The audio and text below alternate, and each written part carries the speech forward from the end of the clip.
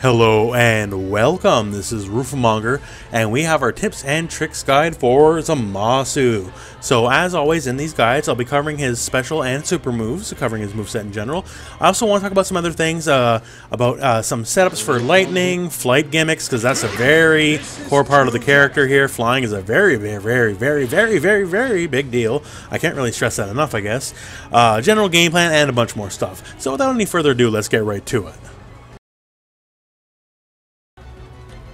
Now, let's talk about his special moves, and first one here we have is Eternal Justice. That's quarter circle forward and attack, and honestly I'm just going to call this move God Slicer, because it's basically what Goku Black does, minus the projectiles.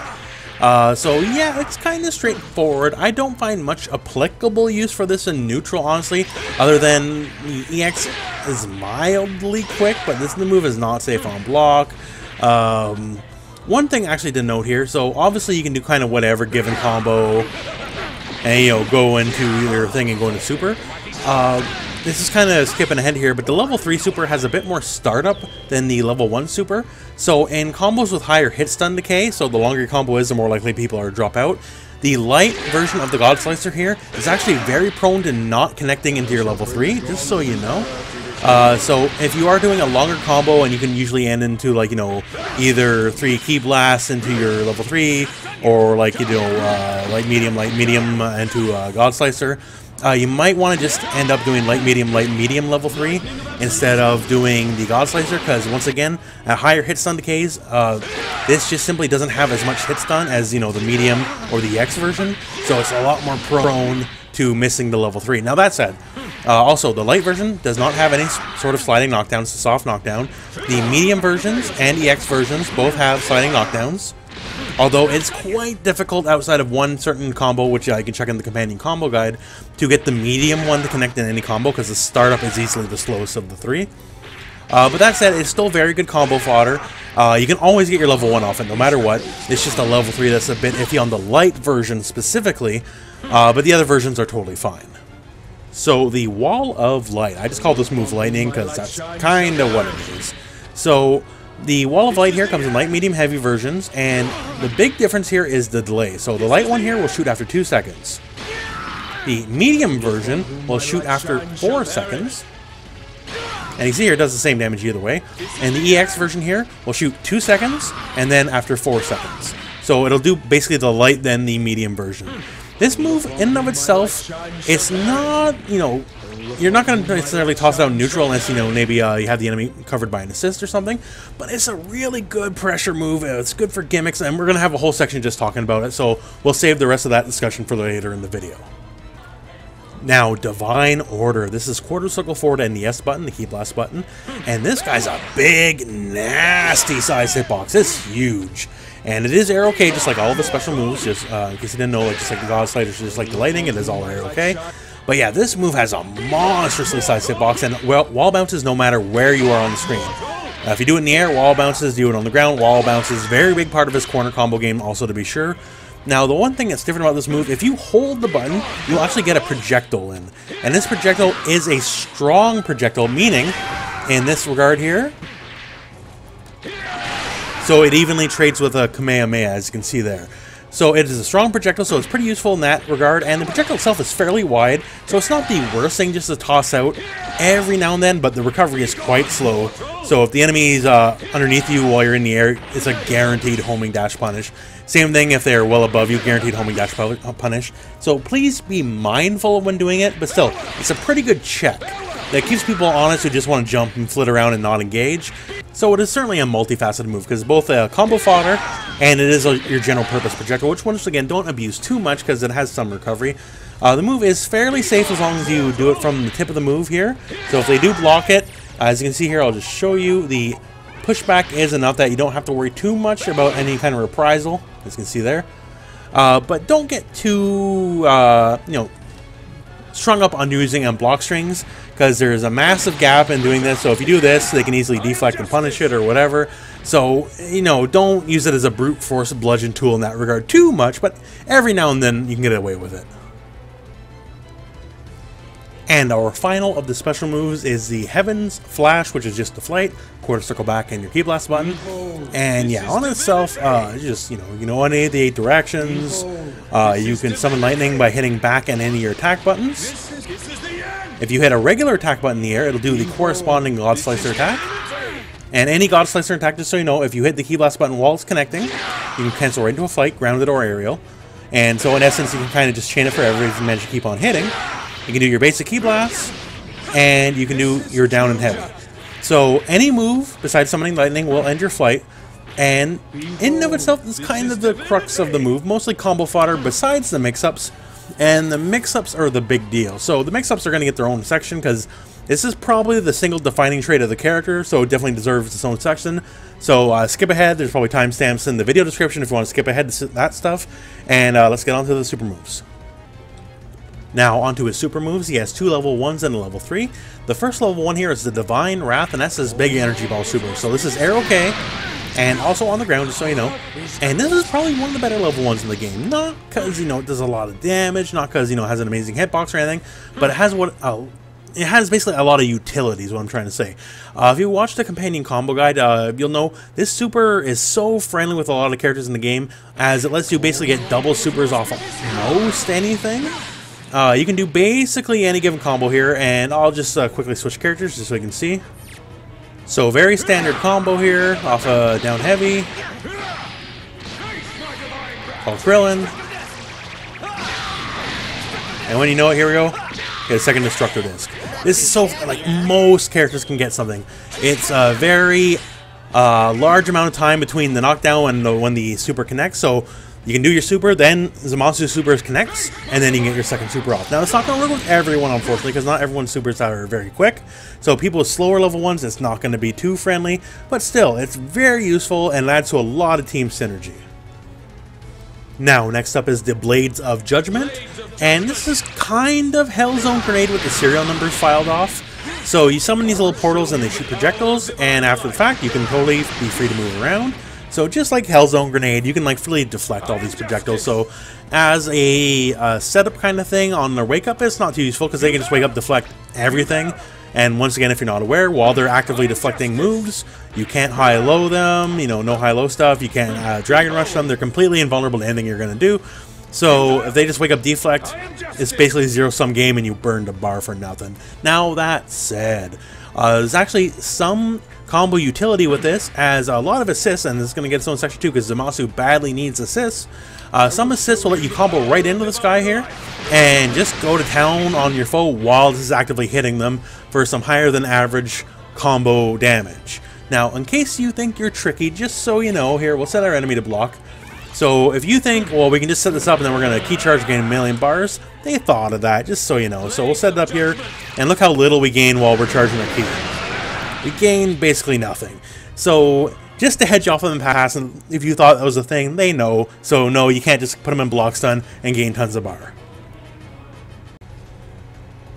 His level 3 is the Lightning of Absolution, and here Zamasu pulls his best Sephiroth impression, and he just goes to town like he's a Final Fantasy end boss. So this move is pretty alright. So obviously, as you saw, it's Arrow K, so that's always handy. The move is a smidge slow, as we talked about earlier. It has some trouble connecting off the like God Slicer and high hits in the K combo, so watch out for that. But one of the coolest things about this move is it just tracks everywhere. So it doesn't matter if you're like even in the middle of like say jumping in an air dash, so something like that here. Doesn't matter where you are, it's going to find you and it's going to get you. So the tracking's not one-to-one, it won't show up on the exact frame, but for the most part the pillar's wide enough it's going to catch anyone in the middle of any movement. And that's pretty neat. Now, you know, don't toss it out randomly, because if they do it, like, you know, it's very easily blockable, right? But still, it's alright. And because it's airborne, there's just a lot of combo potential. And, oh no, I got nothing but good things to say about it. Because you can get situations where, like, the enemy's high above you in the middle of a combo, and it's still going to work, because that pillar tracks everywhere. So, all in all, really good level 3. So, despite the fact Zamasu has the zero mortal plan, he hates all those Ningen, the sad truth of the matter is he needs them pretty badly. He, for the most part, outside of certain corner combos, kind of has very poor combo structure without assists. To really maximize what he's able to do, you need assists. So like something like this is basically his best mid-screen combo. And even with burning the bar, that's still below average damage mid-screen. And we started with a non-scaling move too. That's below average damage mid-screen. So he has to have an assist to kind of like help pizzazz him up. Even someone like, you know, Yamcha at the end doesn't really matter. He plays well with most assists, thankfully, especially mid-screen. So something based like this, just a Yamcha combo, just to give you an idea.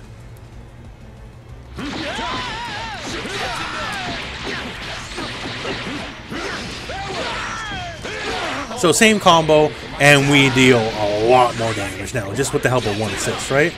So you really got to plan out your team to help him, because not only combo structure, because we got stuff to talk about later, like, you know, flight gimmicks, you know, flying gimmicks, all that kind of stuff. So your team build is super important with Zamasu. He does not just fit on any random old team, like say a Cell would or something like that. He needs a team kind of built around him. Now, the one good thing I can say about this, of the characters that need a team built around him, like, you know, say imagine Boo, Nappa, these are characters that need teams built around them. He's definitely better off than they are solo. Like Nappa basically can't even combo by himself without burning like a bar for advantage. He can't even do that, right? So he's not that poor off, and he's also, just so you know, this is not like a tier list assessment, but he is a much better character, period, than those guys are. So that's alright. But yeah, you absolutely have to think about your team when it comes to just everything that can him for his gimmicks, for his just general combo structure. And I'll tell you right now, overall, I think Gotenks might be the best overall pick, at least for one of your two characters, because it helps him in his combos, it helps him in his pressure, it just helps him all around. Gotenks is the only assist that can really help with combos that are high up, and he will go high up in the air with a lot of his combos, so Gotenks can really help with that. So I think he's probably one of the more MVP characters to help out Zamasu. And plus, you know, Gotenks is a really good character anyway, so that certainly doesn't hurt. But yeah, you really need to think about your team structure when Zamasu is in play and you're using him, because you just can't slap him on any old team. So the lightning is very important for a lot of setups, a lot of gimmicks, even something simple like this. We just summon the lightning. Hey, we don't even need assists now to combo off our own overhead. Like, that's the kind of stuff this offers you. It kind of fills in the gaps of your attack, so while the lightning's attacking, while it's being shot out, then you can do something else. You know, you can go for instant overhead, you can go for a low, you can stop doing something, you can go for Tiger Knee Flight, something like that. There's all sorts of, so many options. Just the fact that, like, you can solo combo off your own overhead, I think is a very good indicator of how important that is. Because, like, 99% of the time, if you're going to go for an overhead, you're going to call some sort of assist, so you can try to combo off that, right? For Zamasu, he doesn't care. As long as you get the lightning off, then you're good to go. You don't need much else. Now, that said, it's not free to do. It obviously takes time to do, and while you're summoning it, you're not doing anything else. So let's show an example block string where you can summon the lightning.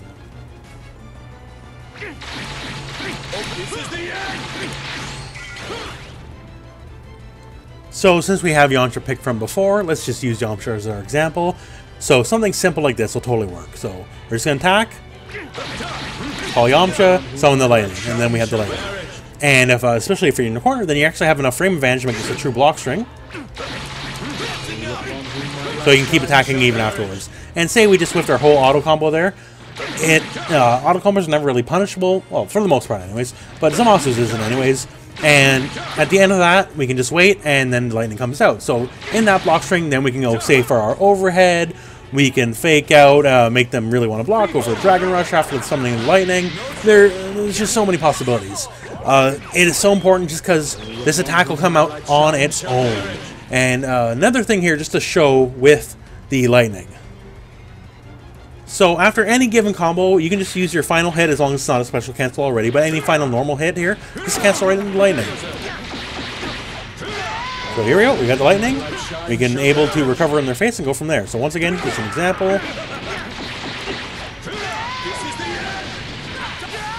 So we can cover their wake up still while the lightning is going to do whatever it's going to do. Now, there's so many things here. We can, you know, high-low them, whatever, or, you know, we can flight.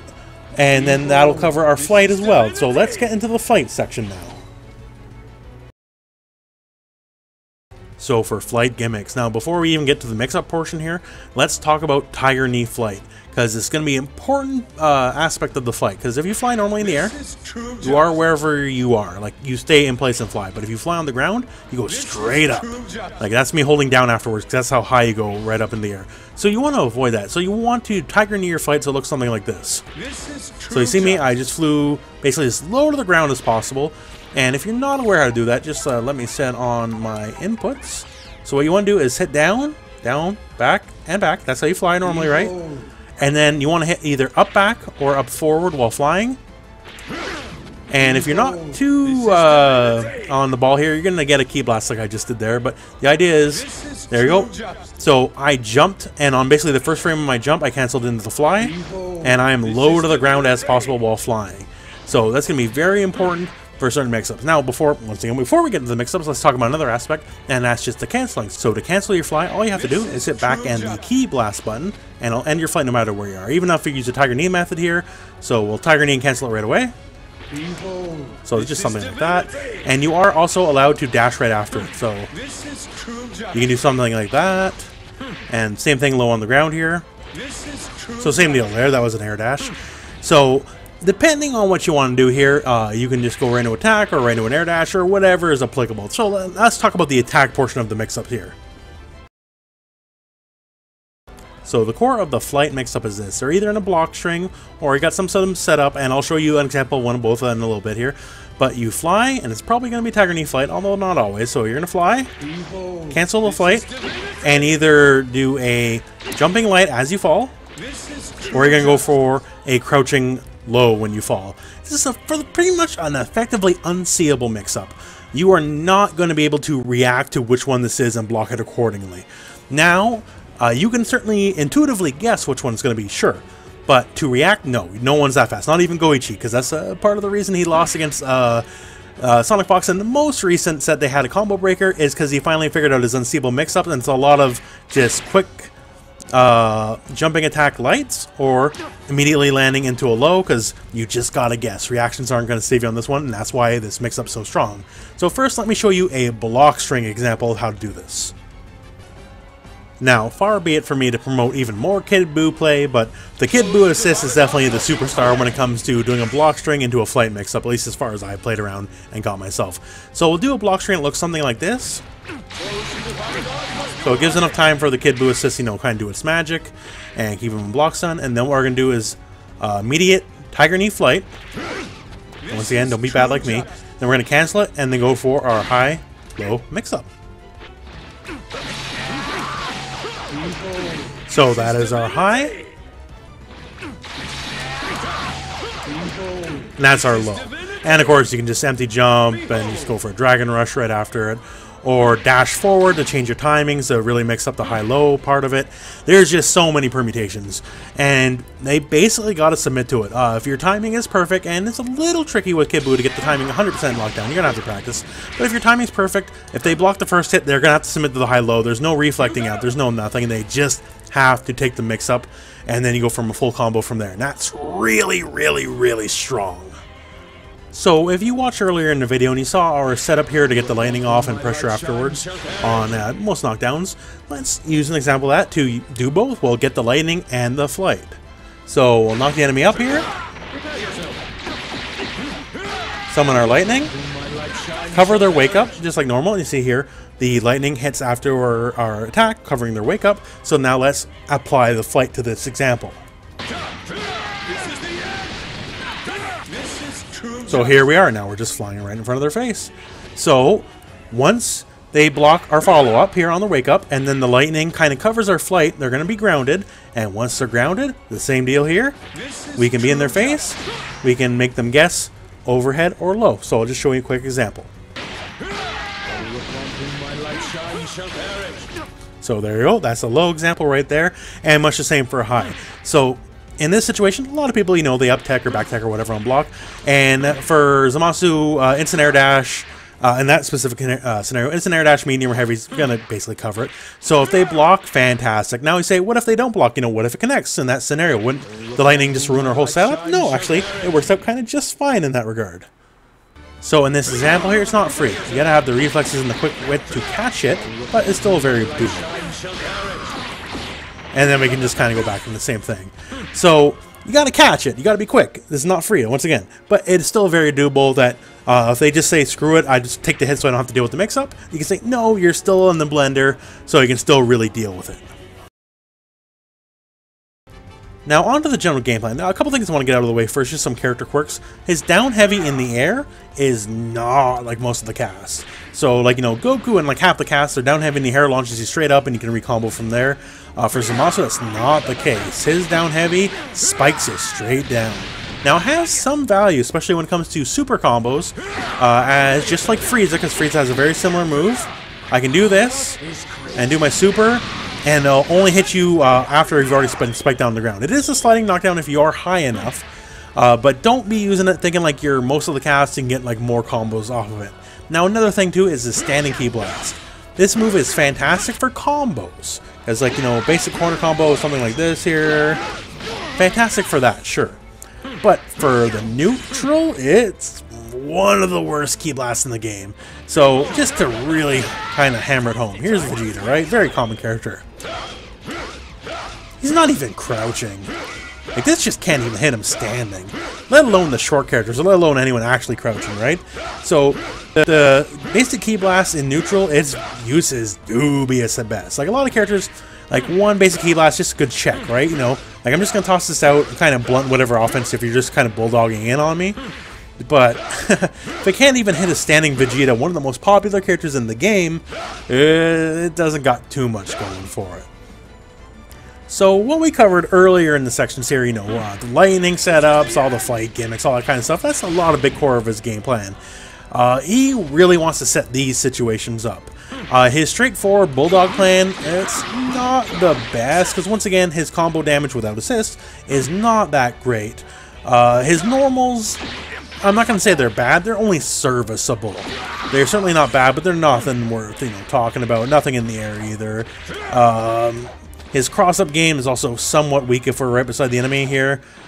His his jumping medium, it's just not going to hit. It doesn't have the range. Of course, you know, if you are a bit further away, sure, it will connect. Even though it's still somewhat difficult there, as you can see. Will connect, but you got to think about it. Some characters, you can just be literally right beside the guy in this air dash and it'll work.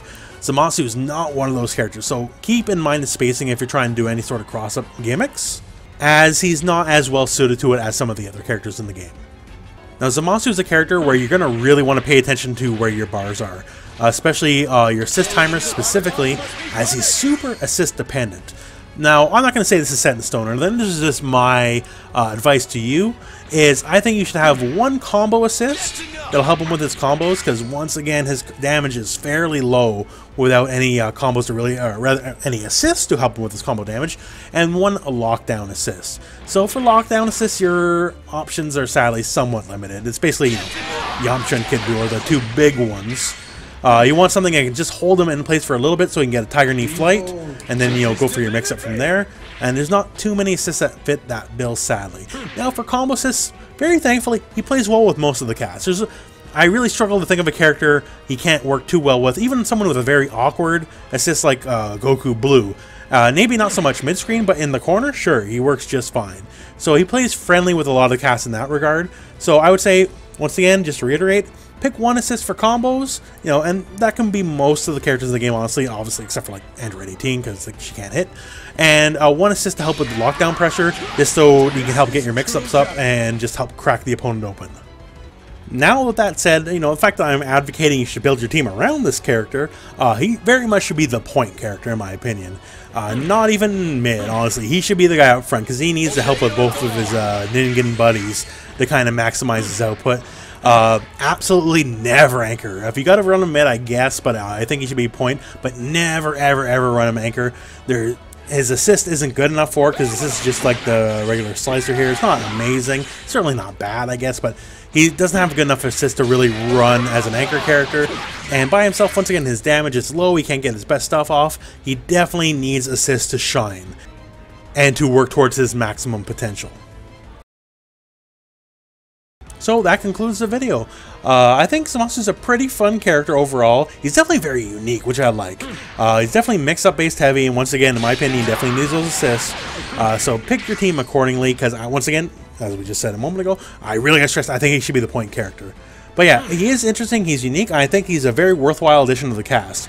Time will tell how he kind of winds up. Of the characters that need assists, he's definitely the best one. Like, he's not kind of stuck in a rut like, you know, Nappa or Majin Buu is.